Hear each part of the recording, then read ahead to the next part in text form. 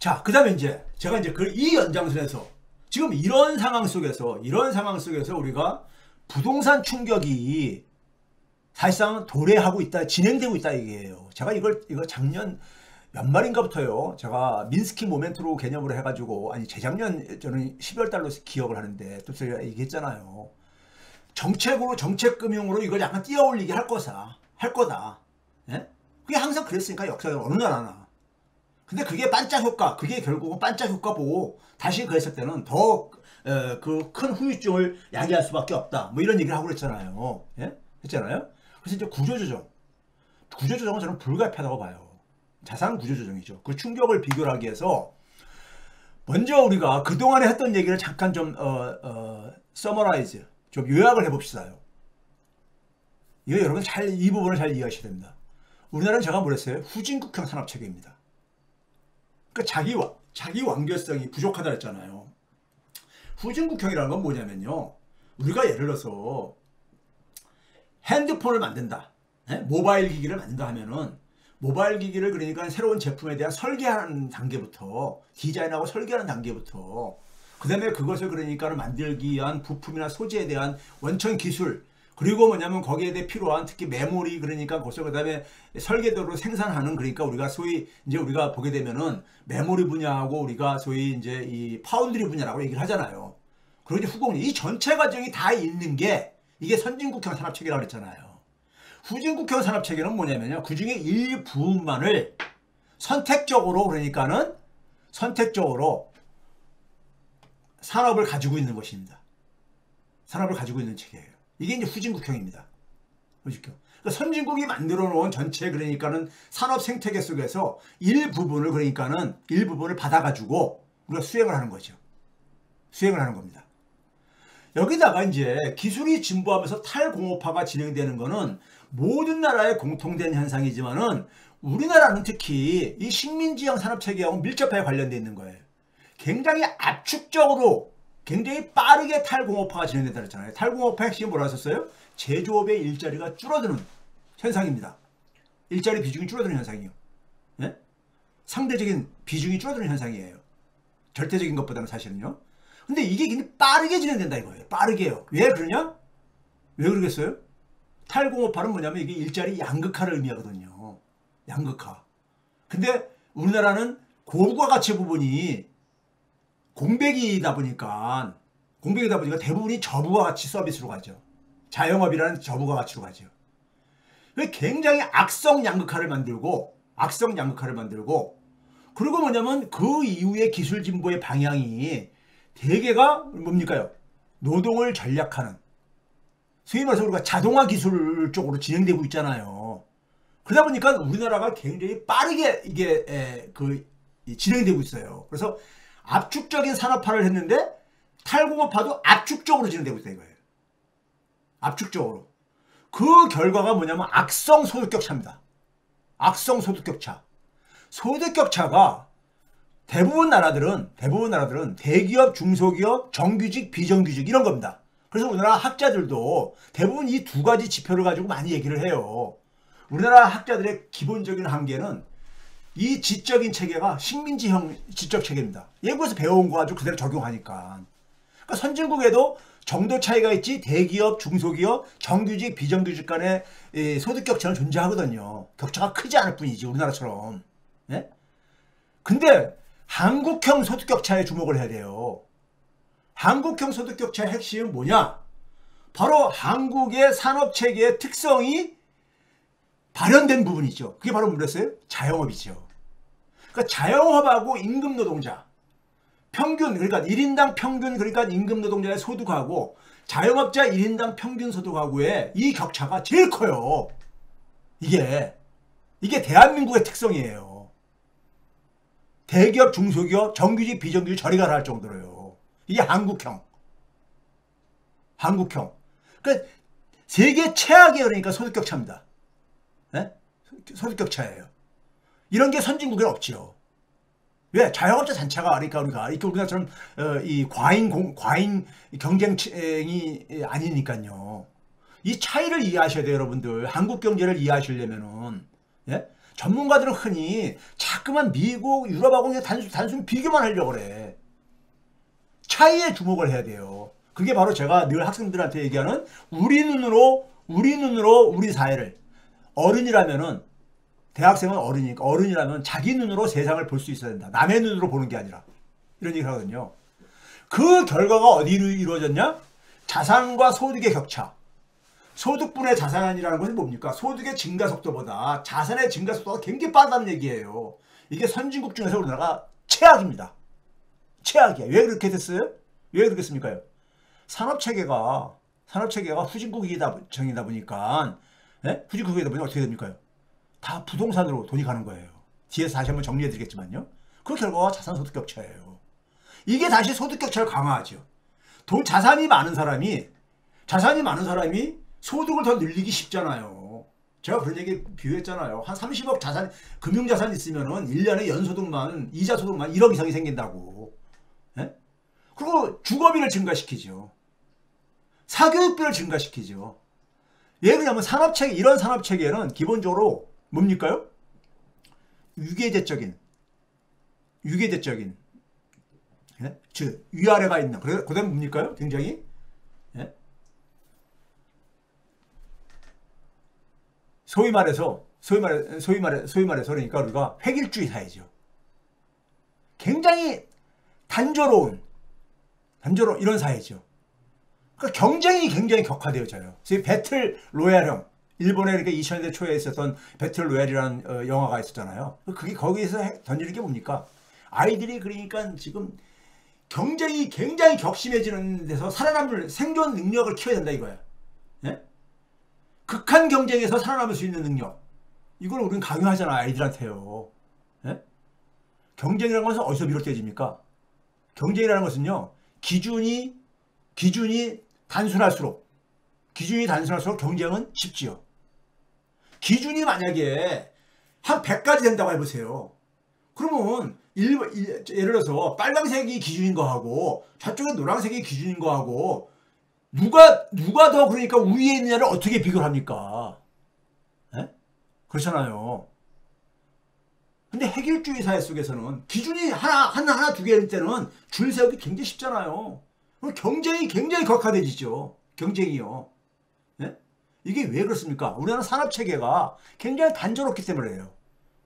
그러니까 우리나라 산업체계를 위한, 그러니까 소위 말해서 인재를 공급하기 위해서, 예? 교육체계도 그대로 그러니까 닮은 꼴이 될 수밖에 없는 거죠. 제가 언젠가 얘기했잖아요. 우리나라 교육은 삼성을 보게 되면 우리나라 교육이 이해가 된다. 예? 닮은 꼴이거든요. 닮은 꼴이에요. 그러니까 삼성이 요구하는, 그러니까 인력을 공급하는 하나의, 예? 이런 방식. 삼성의 위기가 여기서 비롯되어진 겁니다. 예? 삼성의 위기가. 그러니까 부동산 되면서 주거비 올라가죠. 사교육비 올라가죠. 사교육비는 올라가요. 경쟁을 격하게 하니까 누가 유리해요? 경제력이 우위에 있는 사람이 유리하죠. 예? 유리하잖아요. 그렇죠? 그래서 우리가 소위 말해서 대치동 이런 얘기가 나오는 거잖아요. 강남 8학군 얘기가 나오는 거잖아요. 그 결과가 결혼율을 떨어뜨리고 저출산을 만들고 고령화 사회를 만들고 생산성과 성장을 둔화시켰다 이 얘기 했잖아요. 또 다른 한편에서는 부동산 건설에 자원이 집중되어지면서 가계부채가 증가하고 소비지출을 억압하고 성장을 둔화시켰다고 얘기를 하잖아요. 이것만이 아닙니다. 이것만이 아니에요. 우리 지금 수출이 굉장히 안 좋거든요. 수출을 잠시 후에 보여드릴게요. 수출이 굉장히 안 좋아요, 여러분들이요. 안 좋은 게 오래됐어요. 왜 그렇습니까? 산업 경쟁력이 없어서 그런 거예요. 우리 그동안에 금융위기 이후에 이 무역에 있어서, 그러니까 소위 말해서 보호주의 무역이 막 금융위기 이후에 대두가 되어지면서 무역에 있어서 소위 말해서 무역 전쟁이라고 표현될 정도까지 막 얘기 나왔었어요. 그 당시에도 나왔던 겁니다.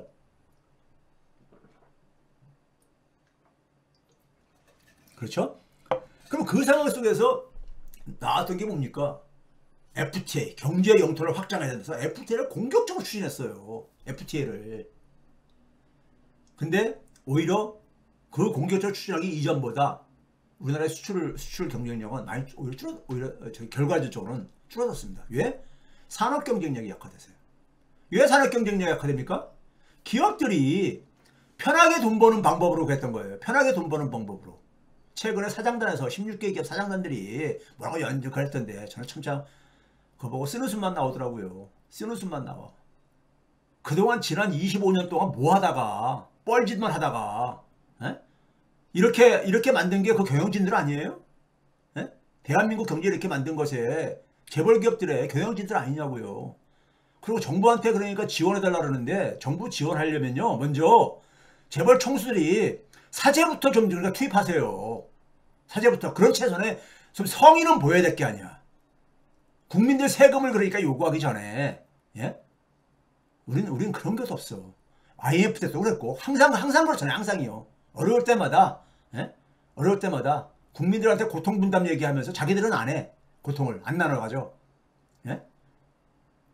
자기들 돈 많잖아요. 사제 많잖아요. 자기들 어렵다. 그건 기업이 어려운 거고 개인적인 자연인 재벌 총수들 사제 자산들이 얼마나 많아요. 그것부터 먼저 투입을 해야죠. 예? 그동안 25년 동안에 새로운 소위 말해 성장 동력 못 만든 건 그거 뭐 국민이 못 만들겠어요? 정부 규제 다 떼야 되는데 무슨 규제가 그렇게 못 막겠습니까? 예? 자, 그 결과로 지금 뭐냐면 대한민국의 성장은 사실상 그러니까는 막을 내리고 있습니다. 지금 2% 밑으로 떨어졌잖아요. 2% 밑으로. 예? 한국 경제의 일본화가 이미 진행 초입에 들어갔습니다. 한국 경제의 일본화요. 성장이 중단된다는 얘기는 성장이 중단되면 중산층은 굉장히 미래가 불안하죠. 저소득층은 사실 생존 위기에 내몰리고 있고요. 요즘 그렇잖아요. 저소득층 생존 위기에 내몰리고 있잖아요. 여기에 이제 부동산 자산의 구조조정은 이게 이제 바로 뒤따르고 있다 이겁니다. 이거 이대로 가면 경착륙 합니다. 근데 결론부터 먼저 얘기하면 마이너스 성장으로 진입합니다. 계산해 보니까요. 오늘의 핵심 내용이지만요. 자, 우리가 이걸 알아야 됩니다. 수출이 왜 안 좋은지를 그동안에 얘기를 못했기 때문에 오늘 조금 더 자세하게 수출이 왜 이렇게 안 좋아야 되는가? 격차 사회하고 무관한가? 아닙니다. 이게 격차 사회의 산물이에요. 격차 사회의 산물입니다. 수출에 목을 매는 경제가 이게 된 지가 오래됐어요. 이것도 한 30년 돼갑니다. 예? 여기에 최근에 이제 소위 지경학적 파편화는 IMF에서 사용한 용어이기 때문에 저는 가장 이게 잘 표현한 소위 탈세계화니 신경제 블록이니 이런 얘기를 하지만 이건 기존에 있는 용어를 가지고 이렇게 수식한 거라면은 지경학적 파편화, 지정학적인 리스크 이런 얘기 하잖아요. 예? 지정학적인 리스크. 지리적인 문제가 소위 정치 리스크로 되는 거. 이건 뭐냐면 지리적인 것이 경제 리스크로 이제 되는 거. 지경학적인.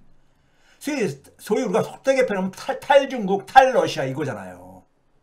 반러시아, 탈중국, 반러시아. 윤석열이 외치고 있는. 예? 이거는 여기에 그러니까는 이게 이제 그러니까는 더해진 것 뿐이야. 근데 구조적인 문제는 우리 내부에 있었습니다. 항상 문제는 뭐냐면 내부에 있는 거예요.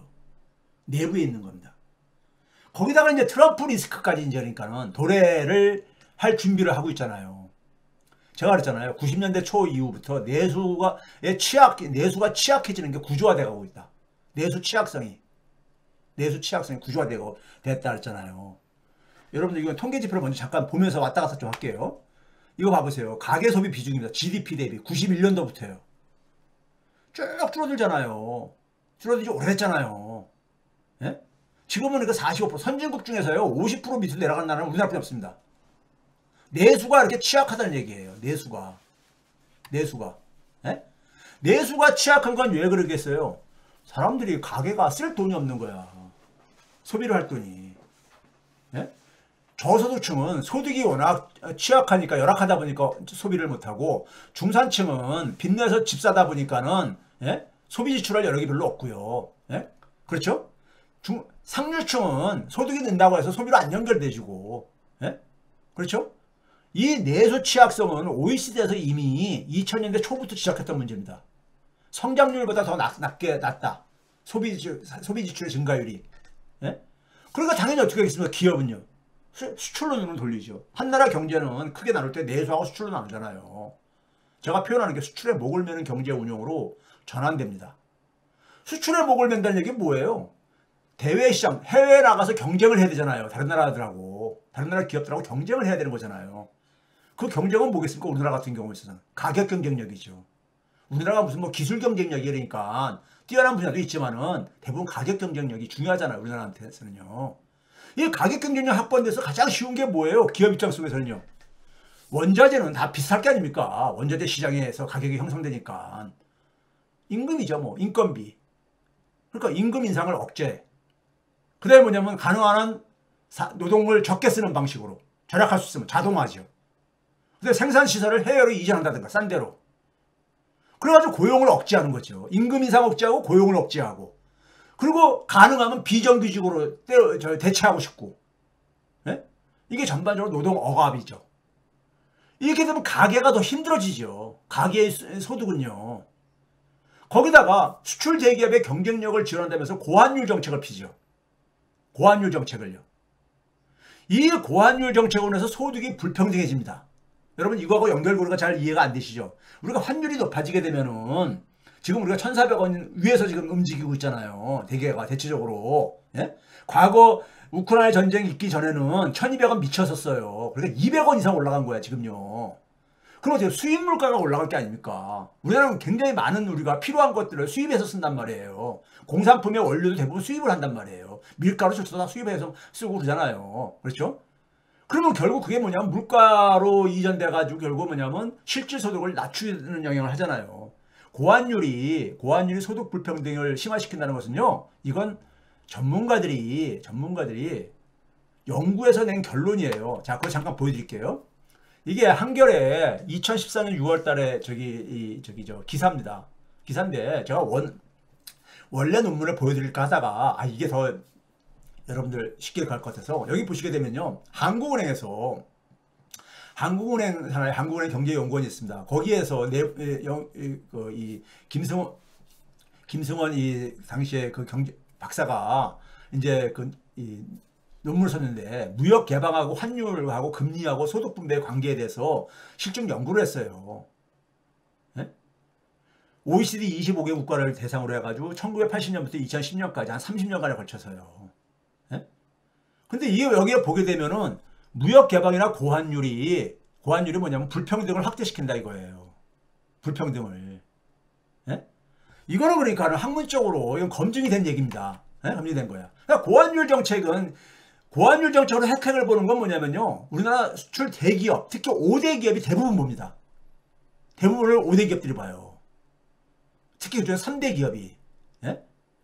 그리고 그 대부분 부담은 뭐냐면 국민들한테 돌리는 거예요. 중소기업들은 또 뭐냐면 부품을 수입을 해가지고 이걸 하잖아요. 많은 거를. 예? 일본도 비슷해요. 우리나라가 일본을 거의 사실은 대부분을 베꼈습니다. 박정희 정권 때, 전두환 정권 때 대부분 이렇게 베껴요. 그래서 일본 애들이 우리 경제를 가지고 뭐라고 합니까? 그 가마우치 경제라고 이렇게 표현하는 이유가 거기에 있습니다. 그 다음에 뭐합니까?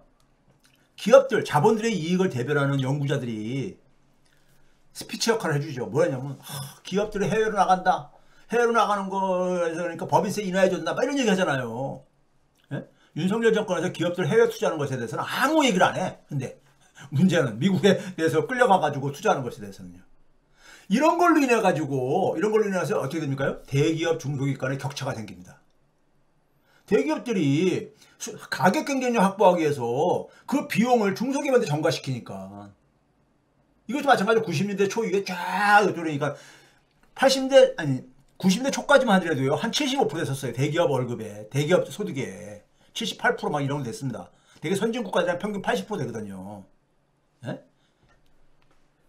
그래서 안철수가 한때 그랬었습니다. 80%까지 끌어올리겠다고 공약으로 내세운다고 되는 게 아니거든요. 정규직, 비정규직 문제가 이제 우리가 일상화되어지죠. 거기다가 한국형 임금 노동자와 자영업자 간에 우리나라는 이 3대 소득 격차가 완전 구조화되죠. 그래서 격차가 구조화된 사회가 됩니다. 격차가 아니에요. 그러니까 뭐냐면 1등 국민하고 2등 국민이 존재하는 거야. 예? 사실상 그러니까 신분제 사회죠. 경제적으로 보게 되면요. 예? 부모의 경제력이 자녀의 경제력을 결정하고 자녀의 교육력을 결정해서 경제력을 결정하는. 예? 격차가 구조화된 사회 속에서는 결혼율이 떨어질 수밖에 없어요. 결혼율 첫 번째 경제적인 요인이 제가 뭐랬었어요? 소득 불평등입니다. 이건 경제학적으로 이론이 있는 거예요. 결혼시장 탐색 모형이라는 그 개념이 있습니다. 노동경제학에서요. 결혼율이 떨어지니까 출산율이 떨어지죠. 출산율이 떨어지니까 고령화가 진행되죠. 문제는 세계 최악의, 이것도 세계 최고죠. 왜 그렇습니까? 격차가 세계 최악이니까. 격차가 최악이니까 당연히 출산율도 세계 최악이고 당연히 고령화도 세계 최악이죠. 예? 그 자연히 그러니까 노인들의 빈곤율이 세계 최악이지. 그러니까 그러니까 자살률도 세계 최고지. 그러니까 이게 우연이 아닙니다. 다 연결돼 있는 거야. 인간 사회는요 다 연결돼 있어요. 예? 따로따로 분리되어 있는 게 아닙니다. 그러니까 이렇게 격차가 심하면 심할수록 어떻습니까? 내수가 취약성은 더 심화되어지죠. 내수 취약성 심화될 게 아닙니까? 왜 그랬어요? 50% 미만 이런 사람들이 돈이 없어서 소비를 못하는 거야. 돈이 없어서. 중산층은 빚 갚느라고 소비를 못하는 거고. 예? 부자들이 아무리 돈을 벌어도 소비에 별로 연결이 안 되어져요. 우리가 흔히 소비 성향이라 하잖아요. 예? 내수 취약성이 심화되죠. 더요. 그러니까요. 기업이 그러니까 가격 경쟁력 확보하기 위해서 수출에 목을 매면 맬수록 내수는 더 취약해지는 이런 역설이 생기는 거예요. 역설이 생기는 거야. 그러니까 고령화가 심해지니까 제가 뭐랬습니까? 생산성이 둔화되지죠. 내수가 취약해지니까 성장이 둔화되지죠. 생산성이 둔화되고 성장이 둔화되지고요. 그럼 이런 상황 속에서 대한민국의 모든 그러니까 자원은 어디로 갑니까? 부동산 건설로 가죠. 가게든 기업이든 기업도 굉장히 근시안적인 기업 경영을 하죠. 우리나라는 그래가지고 경기가 되게 안 좋을 때 보게 되면 되게 뭘 건드립니까? 건설 경기를 건드려. 흔히 전문가들은 가장 그게 그러니까는 빨리나 산다 해가지고 이런 가벼운 소리를 떠들어대고 앉아있는데 우리나라처럼 그래서 부동산 건설 투자의 비중이 높은 나라가 OECD에서 없어요. 부동산 건설로 모든 자원이 집중되어지는 거야. 왜? 기업들은 그러니까는 보다 새로운 고수익 사업을 못 만들어내니까는 만들어내긴 귀찮고 힘들고 그러니까 이거 해낼 능력도 없고 그러니까는 쉽게 돈은 벌어야 되겠고 이런 거죠. 이런 방식인 거죠. 가게는 불안하니까는 자꾸만 집값은 올라가고 그러는데 집값 언론서 저기 사회가 다 펌프치라고 앉아 있는데 자기 그러니까는 수입에서 갑자기 그러니까는 이 거지가 될 수 있다는 불안감 때문에 거기서 뛰어들고 부동산 재테크니까 미래가 불안하고 그러니까요. 그렇죠? 거기에 자원이 다 집중되지는 거예요. 자원이. 부동산을 이미 지어진 부동산을 사고 파는 거로는요. GDP에 아무 영향을 못 미칩니다. GDP에 직접적으로요. 그냥 부동산 소유권만 넘기는 거니까. 수입에서 불로소득을 노리는 거잖아요. 불로소득이요. 그러니까 화폐 유통수도 떨어져. 돈이 안 돌지요. 그리고 소득 대비 자산의 격차가 확대되지죠. 땀 흘려 일해가지고 GDP가 증가를 해야 되는데 GDP는 별로 안 증가하고 자산 가치만 빠르게 증가하는 거 혼자 뛰어가는 거야. 우리가 왼발 오른발이 같이 가야 되잖아요. 소득이 증가해가지고 자산이 증가하는 건 이거는 굉장히 자연스러운 겁니다. 그렇잖아요. 소득이 증가해가지고 내가 그러니까는 200만 원 벌 때보다 500만 원 벌게 되면 저축할 능력이 더 증가해가지고 자산을 더 증가되지죠. 이건 자연스러운 거예요. 그런데 소득은 이렇게 한 발자국 움직이는데 자산은 더 뛰어가가지고 한 5발자국 움직이려고 해서 어떻게 되겠습니까? 가래기가 찢어지죠. 결과적으로는요. 그게 바로 뭐예요? 자산의 구조조정 충격입니다. 이건 불가피한 거야.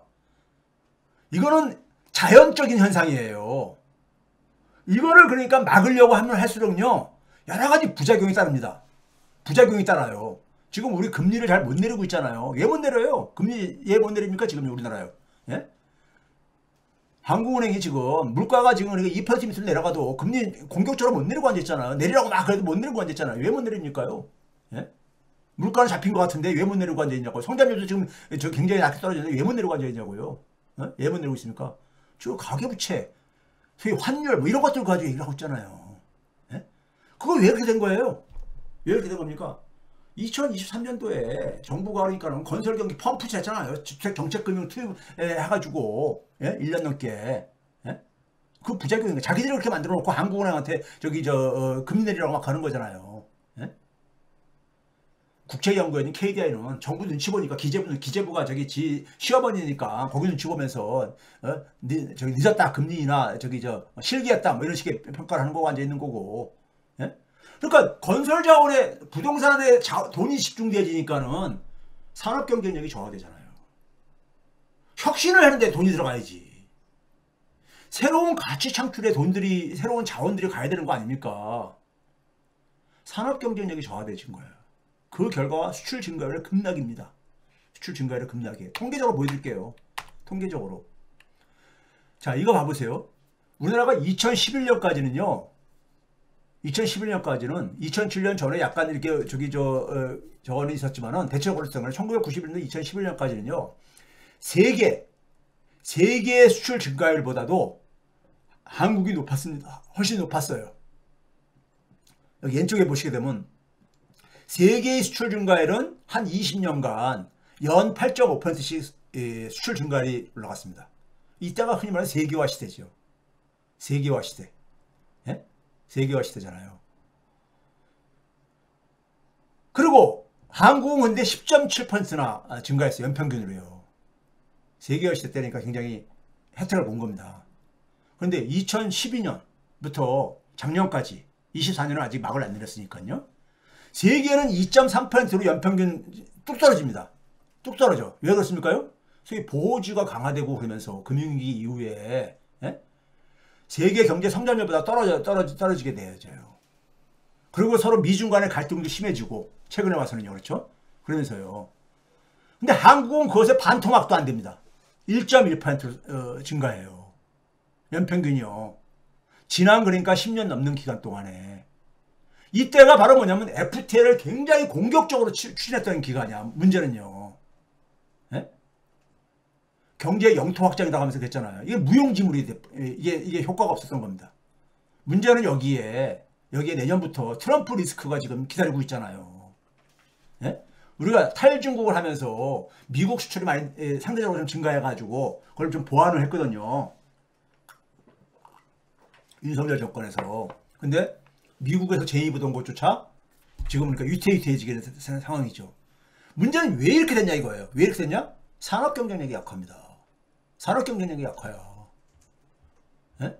아니 적어도 세계에서 두 번째로 FTA를 많이 맺은 나라답게 적어도 이 세계 평균보다 높아야 될 게 아닙니까? 세계 평균 정도는 이상은 돼야 될 게 아니에요. 근데 이걸 어떻게 설명을 해요? 이건 산업 경쟁력이 약합니다. 산업 경쟁력이 약해요. 예? 자, 그러다 보니까 성장률이 쭉 떨어져가지고 올해 2.2%로 이렇게 지금 전망치가 나오고 있죠. KDI가 그렇게 됐는데 이것도 2.2%를 달성하려면 4분기에 0.6% 달성해야 돼. 지금 근데 2분기가 마이너스 0.2, 3분기가 0.1 했었잖아요. 4분기에 0.6을 점프를 해야 돼. 이건 제가 볼 때 쉽지 않을 것 같은데. 하여간 그걸 그대로 믿는다 하더라도 올해 성장률이 그러니까는 올해하고 작년에 2년간의 연평균 성장률이 1.8입니다. 2% 밑으로 떨어진 거야. 이미. 지난 5년간을 봐도 그렇고 지난 4, 5년간을 봐도 그렇고요. 1.99잖아. 예? 그러면 이제 우리가 1% 밑으로 떨어지는 게 이대로 가게 되면은 금세 이제 진입할 겁니다. 그래서 제가 그랬잖아요. 0%로 진입을 하게 되면은 하위 50%의 소득은 추정을 해보면은 마이너스가 된다고 그랬잖아요. 예? 남은 시간이 10년이라고 한 얘기가 바로 그걸 아주 얘기한 거잖아요. 우리가 사실상 연평균 성장률이 1%대에 지금 살고 있어요. 이걸 아셔야 돼. 작년에 1.4% 했었잖아요. 예? 자, 그래서 제가 지난번에 정리해드린 게 이거잖아요. 우리나라는 이 후진국형 산업체계, 소위 말해서 식민지형 산업체계가 탈공업화 충격이 이게 그러니까 굉장히 악성으로 진행됐다 이거죠. 탈공업화가. 예? 압축적으로. 그 결과가 최악의 격차 사회를 만들고 최악의 저출산, 최악의 고령화 사회를 만들고 가장 빨리 성장률이 둔화되는 나라로 예? 내수가 그러니까는 선진국 중에서 가장 취약한 나라로 예? 한국처럼 그러니까는 이 경쟁이 심한 교육에 있어서 나라가 없고 예? 그렇죠? 그렇잖아요. 그러니까 사교육비, 주거비 뭐 이런 걸로 결혼 못하고 이게 그러니까 출산율에 영향 미치는 이런 사회가 돼버렸잖아요. 이거 괴물 사회가 됐잖아요. 그것이 귀결한 게 바로 뭡니까요? 부동산 공화국. 부동산 카르텔로 구성된 부동산 공화국이었잖아요. 이걸로 성장 종언. 성장이 막을 내리면요. 자본주의는 의미가 없습니다. 우리가 왜 자본주의는 하나의 제도예요. 제도라는 것은 수명이 있는 겁니다. 인류 역사에서 영원 불면의 제도가 어디 있었습니까? 예? 제도는 하나의 사회의 질서, 규칙이잖아요. 예? 구성원들이 저런 규칙이 우리가 함께 살아가는 데 속에서 가장 그러니까는 좋은 결과를 가져다 줄 것이다 하는 이런 암묵적인 합의 속에서 우리가 도입을 하는 거잖아요. 자본주의는 기본적으로 우리가 흔히 말해서 중고등학교 때 책에 뭐라고 나옵니까? 사회주의보다 효율성을, 자원의 효율적 배분, 소위 말해 성장을 높여주지만은 이 결점으로는 불평등을 그러니까 만들어낼 수 있다 이런 얘기를 하잖아요. 예? 자본주의는 기본적으로 있잖아요. 성장이 있어서 유리한 제도다. 이런 얘기를 하잖아요, 우리가요. 성장을 못한다면은 성장이 안 됐던 역사가 있었습니다. 인류 역사에서요. 산업화 이전의 역사는 대개 농업사에서는 1인당 국민소득의 증가는 거의 없었다고 봐요. 1인당 국민소득의 생산성의 증가는요. 물론 그 당시 통계 자료가 없는 상황 속에서 굉장히 거칠게 추정을 하는 거지만은 본격적으로 그러니까 우리가 성장이 진행된 거는 이 산업화 이후라고 그렇게 얘기합니다. 예? 산업화 이후, 산업화 도시와 경제 성장의 역사를 우리가 다 이렇게 동의어로 사용하는 배경이 거기에 있습니다. 근데 자본주의는 바로 그러니까 그 성장을 그러면서 어떻게 얘기했습니까요? 성장이라는 건 뭐예요? 그 나라 국민들의 평균 소득이 증가하는 겁니다. 평균이기 때문에 많이 증가하는 사람도 있고 적게 증가하는 사람도 있고 그렇지만 대다수가 증가한다 이거예요. 대다수의 구성원들의 소득을 증가시켜주기 때문에 이 자본주의는 그러니까 우리가 하나의 제도로서 우리가 받아들인 거예요. 예? 그런데 성장이 끝나게 되면은 소득의 증가가 멈춘다는 얘기잖아요. 소득을 증가시켜주지 못하는 제도가 왜 무슨 정당성을 왜 가져야 됩니까? 거기다가 뭐냐면은 불평등은 갈수록 심해져. 이런 제도를 우리가 왜 고집해야 되냐고요. 이 정통성이 붕괴해집니다. 지금 역사가 커다란 이행기에 지금 진입하고 있는 겁니다.